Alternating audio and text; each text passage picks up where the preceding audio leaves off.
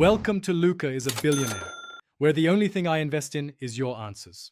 In this video, I will explain how to replace your Hyundai Tucson backup camera. We will go through the process step by step, making it easy for you to complete this repair yourself. First, ensure your vehicle is off and gather your tools. You will need a trim removal tool, a 10mm socket wrench, and a Phillips head screwdriver. Having these items ready will make the process much smoother and more efficient. Let's get started. To access the backup camera, first open your Hyundai Tucson's rear liftgate. You will need to carefully remove the interior trim panels around the liftgate handle. Use a plastic trim removal tool to avoid scratching any surfaces. Once the trim is off, you will see the camera assembly.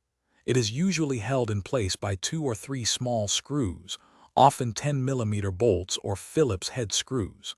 Take your time with this step to prevent any damage. Now, with the old camera exposed, carefully disconnect its electrical connector.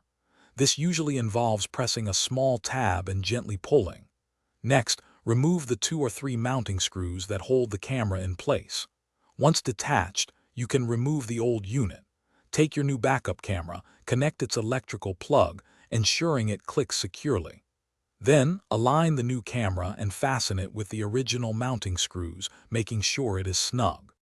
Before fully reassembling, it is crucial to test your new camera. Turn on your vehicle and shift into reverse to check the display. Confirm that the image is clear and the guidelines appear correctly. If everything looks good, proceed with reassembly. Carefully snap all the interior trim panels back into their original positions.